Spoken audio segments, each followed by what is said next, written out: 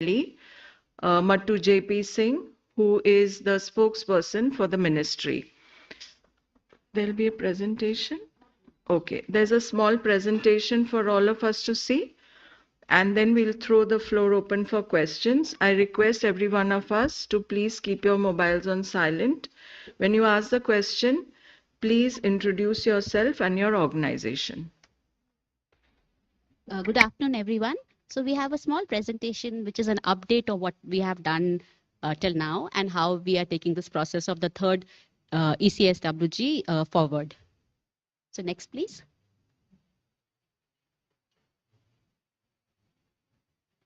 So we started with this mega beach cleanup activity, which was very widely publicized and very well attended, not only from the central government side, but also from the state government side. And we had huge number of beaches, and this took place across almost 20 G20 countries. So it was a very coordinated exercise with regard to beach cleaning, to draw attention to the fact that individual action does make an effect in controlling pollution of the seas. And it is important not only to look at the government for solutions, but also to take responsibility for our own actions.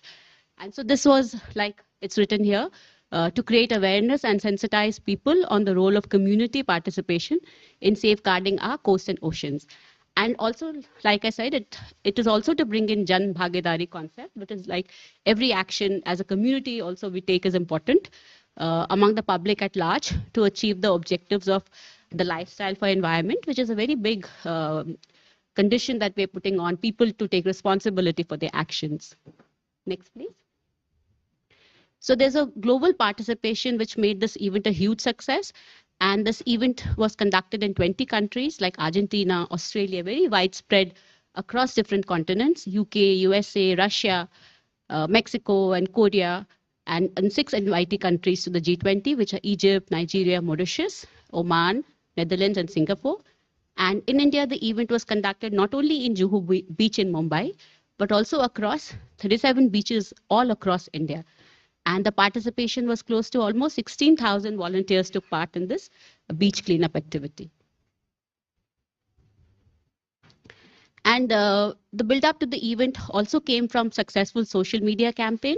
So it was in coordination with the coastal state and UTs, which highlighted the mission life.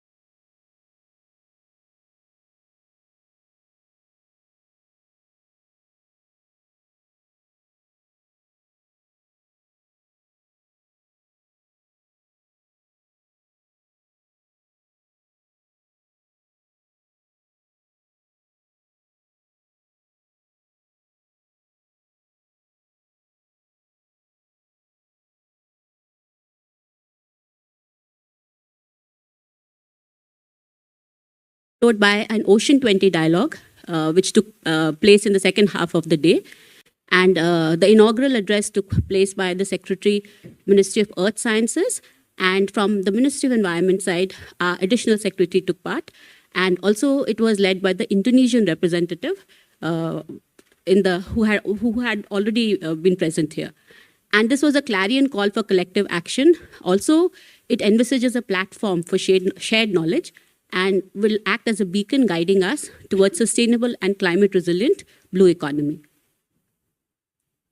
So there were 3 themes which this Oceans 20 dialogue tackled. First was about science, technology, and innovation for the blue economy. The second was policy and governance initiatives which can improve the blue economy. And the session 3 was establishing finance mechanisms, because this is one of the most under-financed SDGs. And so this was about how we can use alternative and blended finance solutions to establish some kind of funding for the Blue Oceans theme. And this also had very enthusiastic participation from across different countries. And during the question and answer session, the delegates interacted with the expert panels to make the discussion engaging and very lively. And then the day 2 and 3, this is what is happening today and tomorrow. So this is the discussion on the communique, which will span across 2 days of the third ECSWG meeting. And this is the presidency's approach for the communique development, the first draft of which was circulated already to the G20 members. There were focus group discussions with the G20 members to seek inputs, and there were incorporation of inputs to develop a revised draft of the communique. And the key principles which will drive the India presidency to communique development is that it has to be consensus driven, it will be comprehensive and integrated, and will also be very inclusive. That's all. Thank you, Namita. So, Sanjay ji, would you like to start? Yeah? 1 minute. We'll just give Madam a chance to make some remarks and then you can start. So just to give you an overview of the themes that we have taken up under the Indian presidency, under this working group. So this is the Environment and Climate Sustainability Working Group. We have focused on 3 key aspects when we talk about environment and climate. One is land degradation, which focuses on reclamation of mining areas and restoration of forest fire impacted land, and also water security. So that is one aspect. The second one is about blue economy and sustainable ocean management. And the third one is on resource efficiency and circular economy, because we believe that when we have circularity in our processes and in our products, that alone contributes a lot in a positive manner towards the environment, because there is less extraction of virgin material when we reuse, reduce, reuse, recycle is the principle behind circularity. So these are the 3 key themes that we have taken up under our presidency. And with that, the first thing that we did was, after, of course, the process of circulating an issue note so that our priorities are equally well understood by the G20 member countries. We also have 10 invitee countries and international organizations also who participate just to observe and see the tone and tenor of discussions. So once we had reached out to all the member G20 countries with our priorities, these priorities, which I've already outlined, are actually taking forward not just key themes in past presidencies, because the element of continuity is a very key aspect of G20, but at the same time, every country tries to focus on its own specific areas that they feel need to be further developed through collaborative frameworks, knowledge and sharing and best practices. So all that exercise was undertaken. Our first meeting was in Bengaluru in February this year. And there, in each of them, we have taken one side theme. So the side theme there was land, restoration of degraded land, reclamation of mining areas. And we had a side visit where we took them to see one of our very flagship projects, the Kalkere Arboretum, where there are different models, very successful models for restoring degraded land. And we also took them to the Bannerghatta Wildlife Park, Bannerghatta National Park, and they all the delegates got an exposure of the kind of wildlife variety that we have in India. The second meeting that took place was in the month of March in Gandhinagar, and there the theme that we had taken in our side event was water security. So then we took them on a site visit to the Narmada Siphon and Escape, and they were also able to see our traditional systems of water management and modern practices. And there was a pavilion where all sorts of our approach, our macro approach to water management was put together in a comprehensive manner. Then we have come to the third meeting, which is the one ongoing in Mumbai. And here, oceans was the key theme in our side event. So as we've mentioned, yesterday there was beach cleaning activity. And this was for the first time that this happened across the country and across several countries, which has just been highlighted in the presentation. So the idea is it also resonates with the call to action that we have given in terms of lifestyle for environment, Mission Life. That was something that was announced by our Prime Minister in Glasgow in November 21. It is one of our nationally determined contribution objectives to promote sustainable lifestyles with mindful and deliberate utilization of resources. So this beach cleaning activity was actually something that connects with Mission Life, because it talks about how individuals can make a change to the environment. Their actions, the choices that we make as individuals have a positive or negative impact on the environment. So the beach cleaning activity was actually a manifestation also, not only of the sustainable coastal management and ocean economy that we've talked about, but also how our individual actions can have an impact in terms of even the marine litter that is caused because plastic goes into the ocean. It becomes part of the polluted marine environment.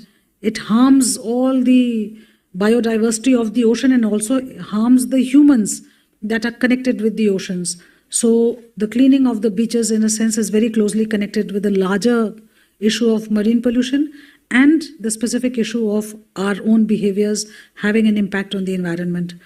So that was the theme, and these 2 days are focused on the discussions on the communique, because the idea, as we move towards the last and final meeting of this ECSWG, that is scheduled to take place in July. And that is where the ministerial meet will also happen. So the ministers from all the G20 countries would get together, finalize the communique, and share that as the shared vision for the ECSWG. So again, this discussion and deliberation that is happening in Mumbai is very crucial from the perspective of coming out with the larger communique. So this was just to give you an overview of what really are our concepts and priorities and what we have done with respect to realizing those priorities through the G20 presidency. Thank you. Thank you, ma'am.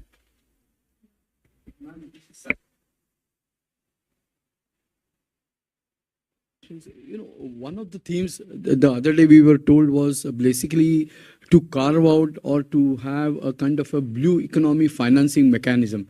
So was it discussed? Because I have got a couple of research papers which clearly says annually globally you will require about $175 billion, and the contribution is just a paltry $2.9 billion. So one of the UNCTAD report also talks about that.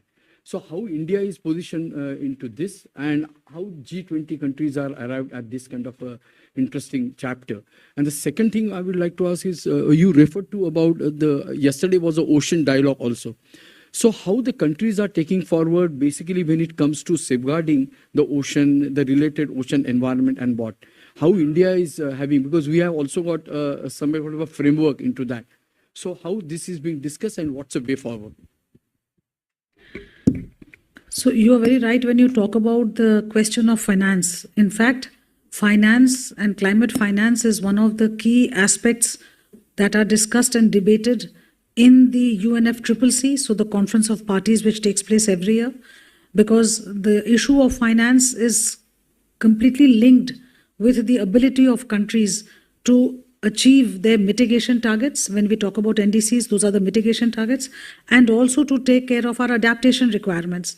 And that is where economic activities come in. So if we talk about ocean-related economic activities, those activities also have to be such that we harness the potential of the oceans, but we do not have a negative impact. So the way that we are going to fund all these activities through the sources of energy that we can capture, that is in fact one thing which is very crucial. And there we mentioned that the Secretary Ministry of Earth Sciences was there in our ocean dialogue, because our Ministry of Earth Sciences has also developed, has also done a lot of research into tidal energy, wave energy, and the differentiated temperatures, salt-based energy. So there is a lot of technology that is possible to develop. But how does this high-cost technology actually get developed and get translated into the lower-income countries and developing countries so that we can harness the potential, but in an affordable manner?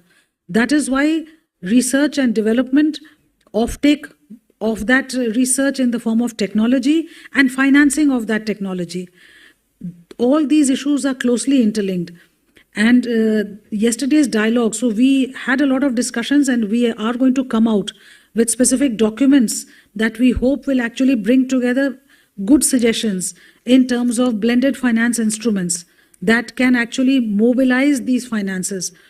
And that is, I'm restricting myself to the question of blue economy, but as I said, the larger issue of meeting the climate change challenge is something that is very much linked to the finance flows. And those finance flows have not been forthcoming. And that is an issue that developing countries take up constantly through various multilateral and UN conventions. Thank you. Clara? I'm Clara Lewis. My question is to do with rising sea.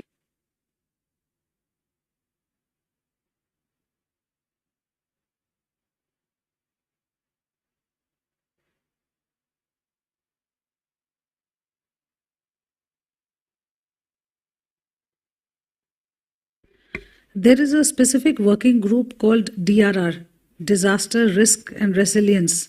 So that is a working group. In fact, India has taken a lead when we mooted the idea of a coalition for disaster resilient infrastructure, because we are very cognizant of the fact that a lot of our areas have different types of vulnerability because of climate change.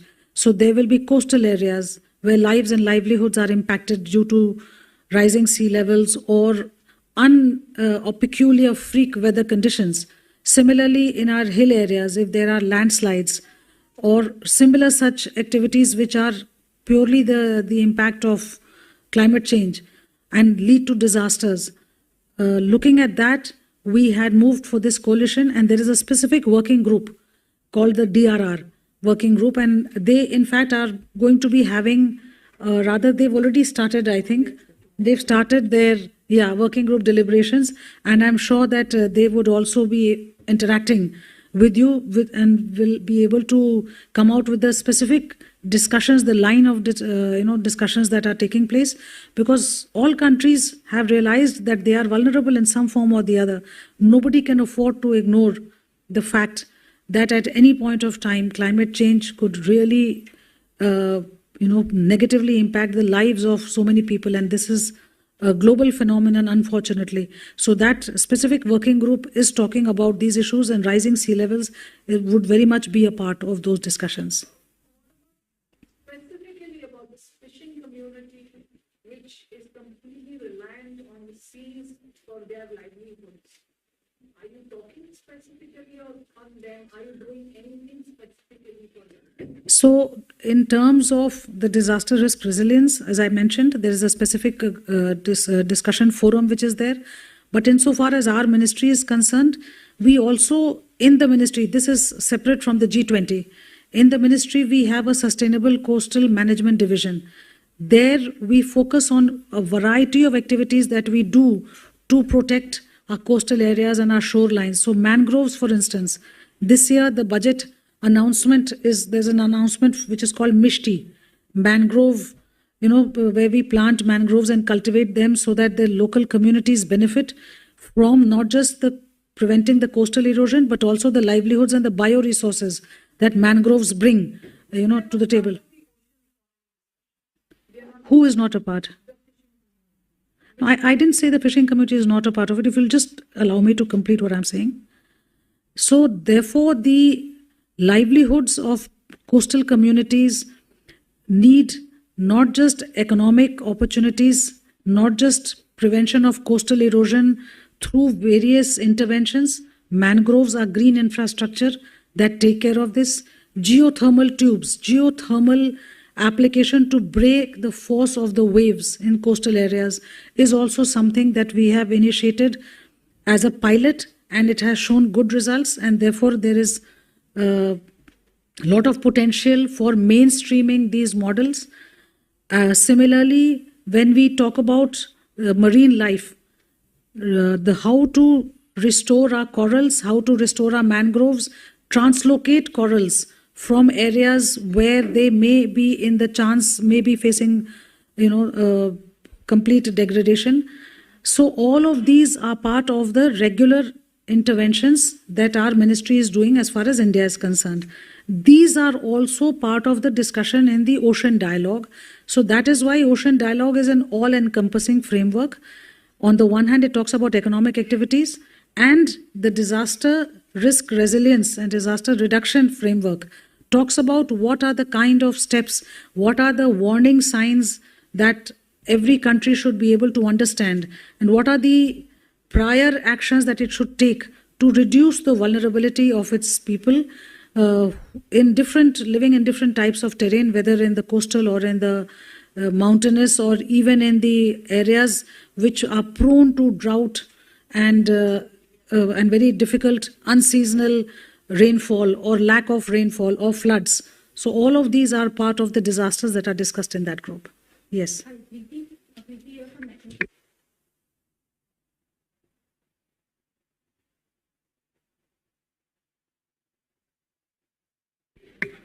There is a specific international convention which talks about world meteorological challenges and trends. So this discussion is a more scientific one which happens in a separate forum. But what is it that by and large the overview of the El Nino type of situation, and while it may happen one year, it may not happen the other year, but the signal is very clear that these kind of phenomenon are going to greatly impact our agriculture and our food security, our water management, which is why what is the kind of remedial step that we need to take?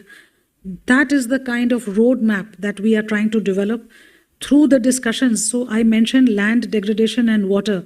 These would be the immediate impact of El Nino type of situations that happen. And this is something, again, that globally many countries will face. So how would they respond? How would they have the right macro and micro approach to water management? That is why this has been made one of the key priorities of our working group. Madam, this is Chitharanjan from Times of India.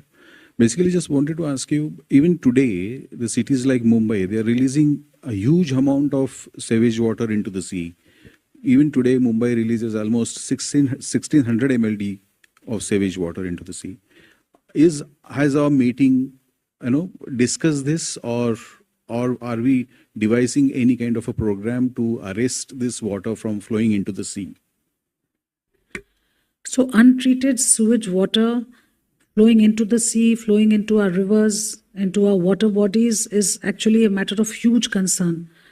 And that is true for so many parts of our country, so many cities. And that is something that more and more is getting to be acknowledged. But what we are trying to emphasize as the Environment Ministry with the state governments is the need for us to do continuous monitoring of water quality. And the Ministry of Jal Shakti actually has a very, let us say, focused approach to maintaining not just the quantity of water, but also monitoring the quality of water. So that is a key priority. And it is very important. And at the same time, how our pollution levels through the pollution control boards, how these will be monitored so that whether it is an industrial, the cause of pollution is industrial activity, or it is something where urban areas are allowing untreated sewage to go into the water bodies. So that is something that is not specifically, so the Mumbai sewage area is naturally not something which is a focus part of our discussions, because the discussion is a larger issue of environment and climate change. But you have flagged a very important, concern that all of us have. What is going to be the contamination level of the soil and water if untreated sewage just continues to flow, into the land, into the water.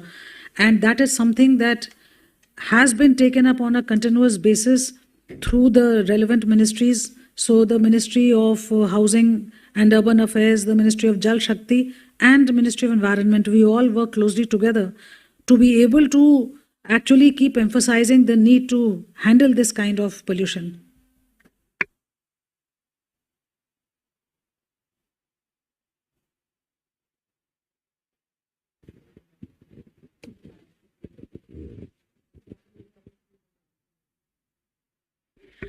So the consensus on the themes is already there, because this action was initiated way back last year, and at that time every working group drafts out what we call an issue note.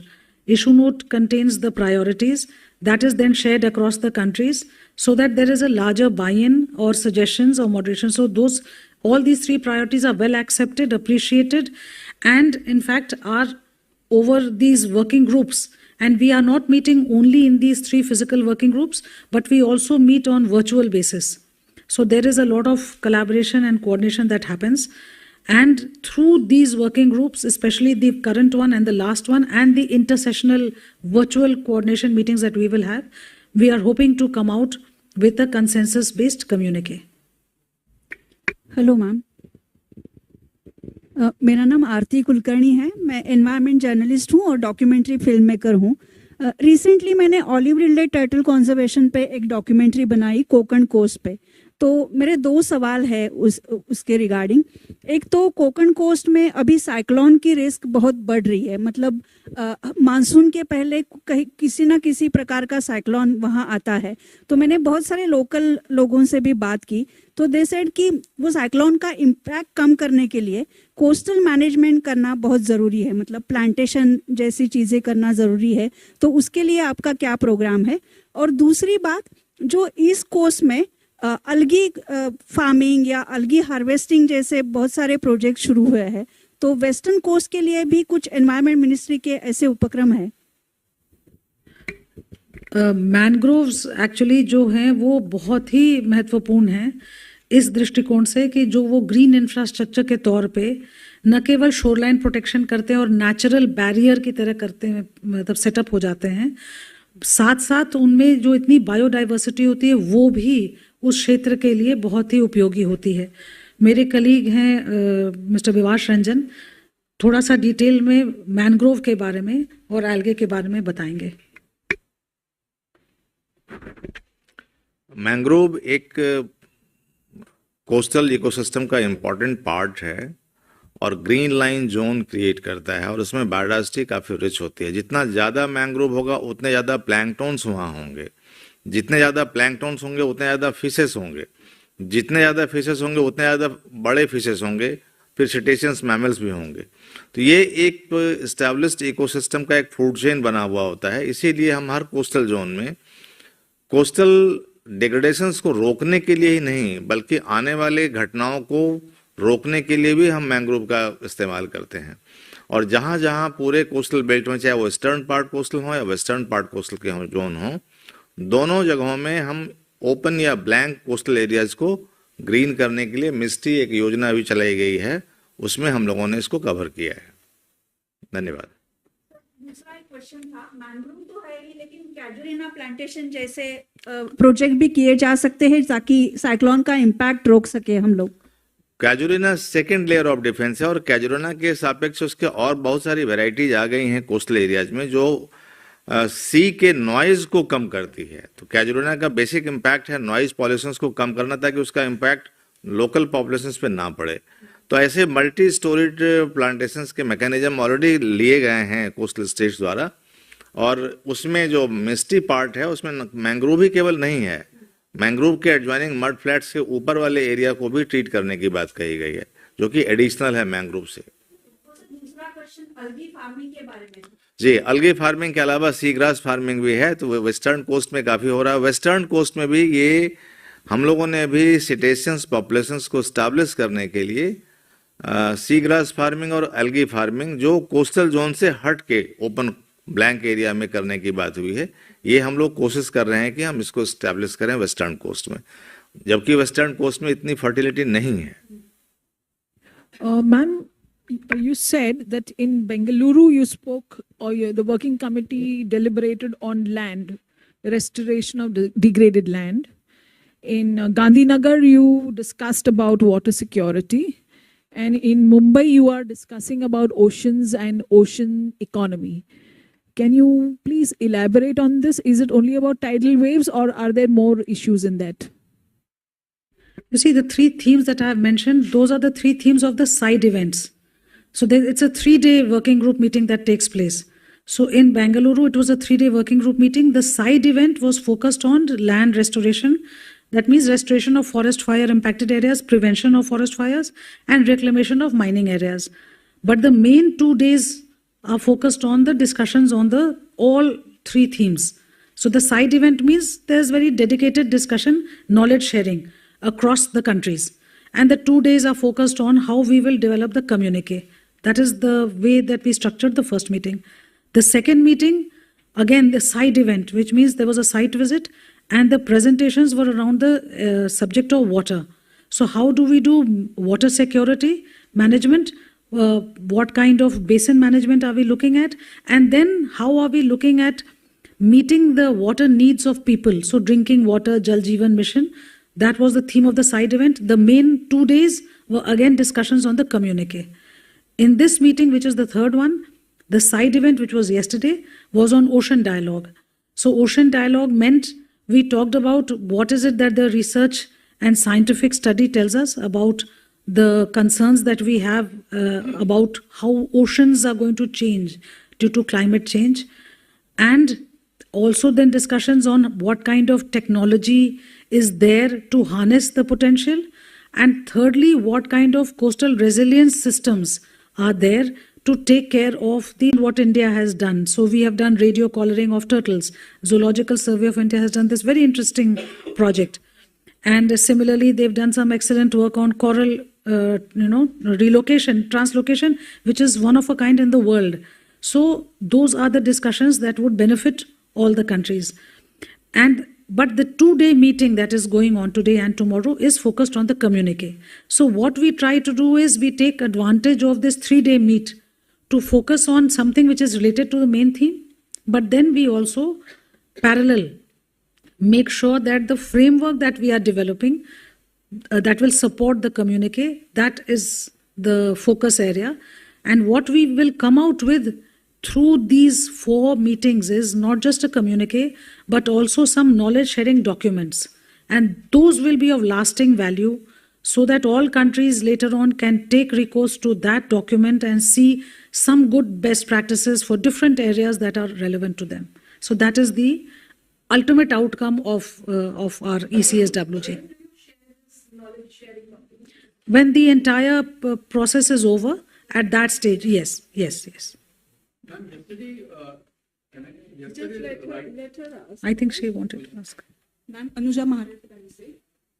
I just want to ask if, since we are discussing about the ocean health, we are coming with many projects in Mumbai and Maharashtra, like maybe coastal road or Vadhavan Bandar, or for that matter, even refinery. Okay, for that matter, even refinery. So do we have any policy to balance this out? Because local communities are saying this will affect their sea and the biodiversity near the whatever areas they are staying. So do we have any policy to balance this out?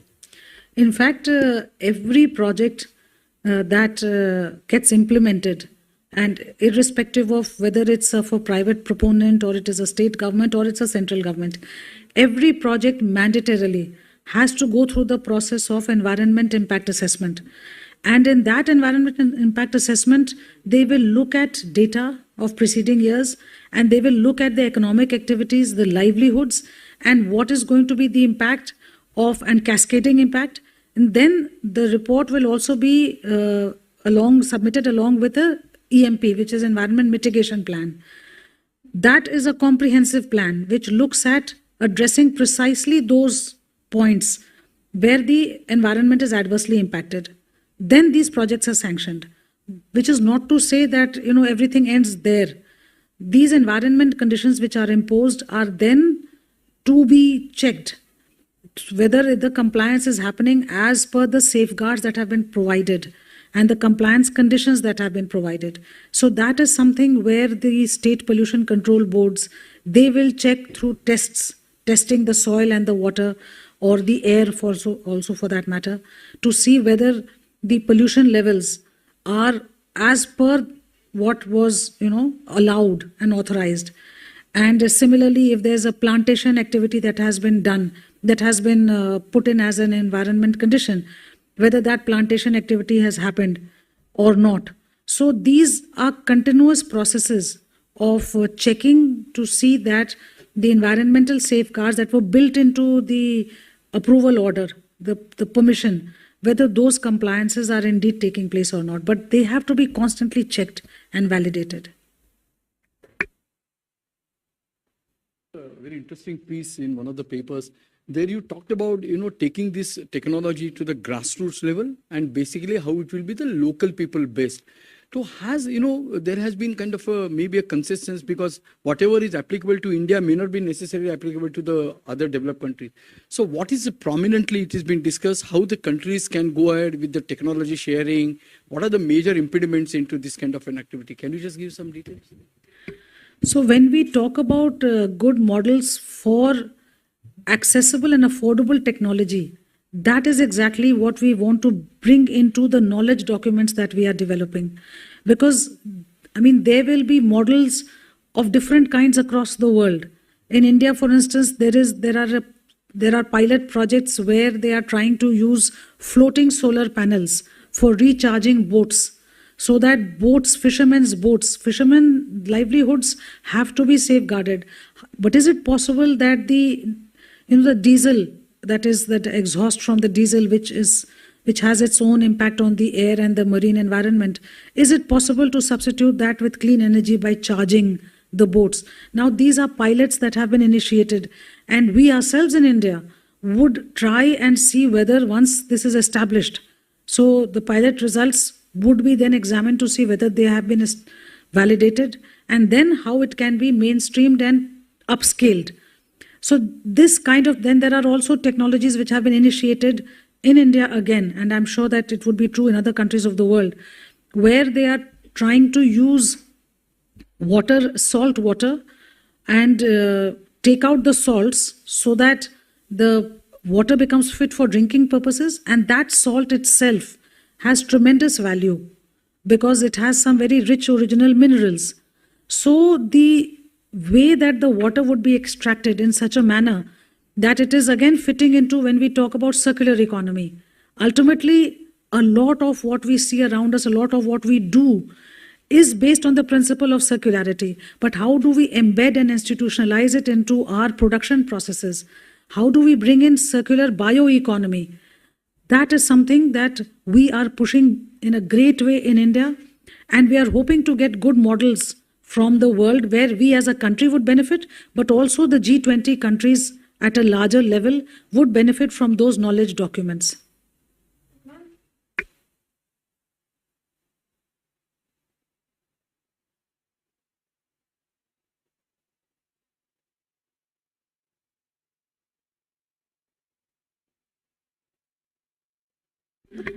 So as I have said, what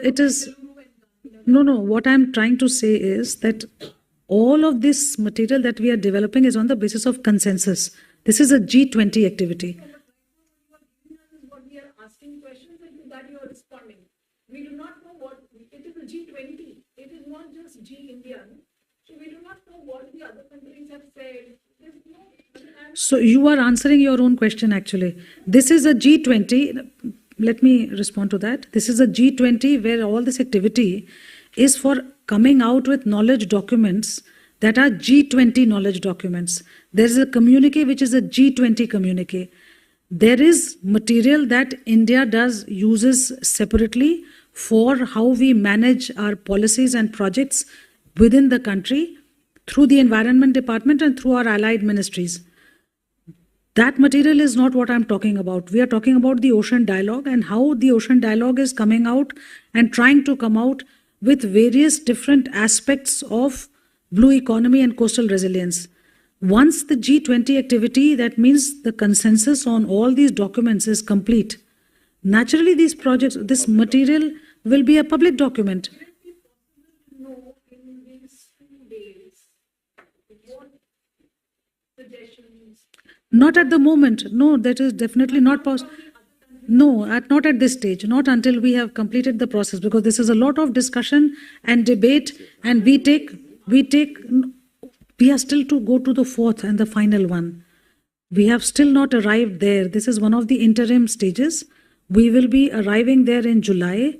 In July, the leaders' communique, that means the ministers' communique would have been finalized in July. that is the stage at which we would be able to share it, because it would be something that by consensus has been agreed to by all the countries.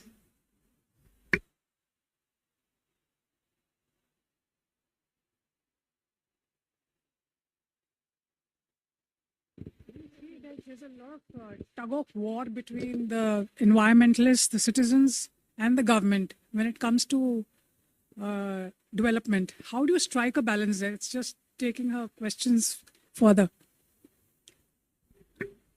Because, we understand that development is also important and we need to preserve our environment as well. So there is, there's a lot of tug of war. I mean, citizens also, environmentalists are also justified, when they have their concerns. So it's actually, it's ecology and economy. Development is about balancing ecology and economy. And that is the fine line and the balance that we strive to achieve.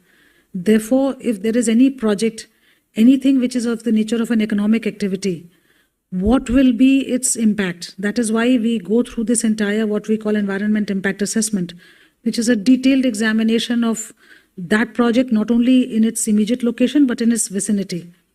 And then, given that it will have some impact, what are the mitigation measures that need to be undertaken? And having arrived at that conclusion, those are the safeguards and the terms and conditions that are built into the permissions that are given. But further to that, constant watch on whether indeed those safeguards are being fulfilled, whether those terms and conditions are being complied with. That is a continuous process, as you have rightly mentioned. The other aspect when we talk about environment is what is a difference that in causes of climate change. So the way that, the thermal power plants, for instance, or products that release gases in the process of being produced, or the vehicles that we use and the fuel, the emissions out of fuel. So these are understood to be some of the reasons for the emissions and consequent climate change.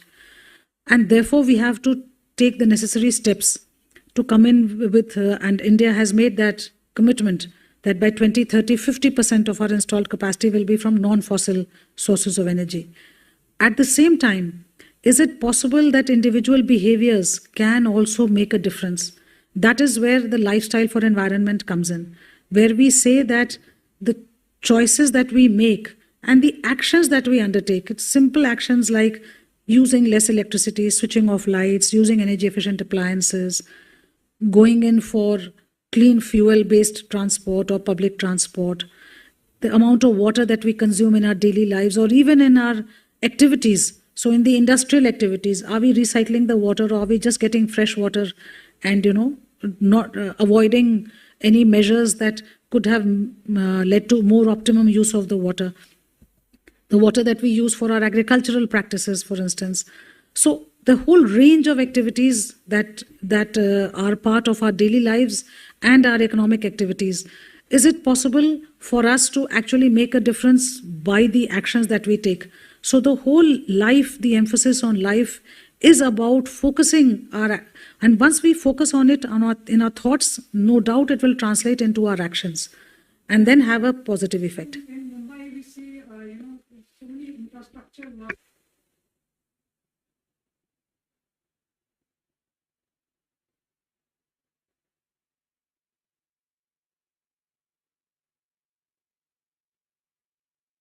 So greening of city spaces is something that's a very important part of cities, let us say vibrancy. And the ministry has a scheme called Nagar Van Yojana. Nagar Van Yojana is all about supporting cities to develop green spaces.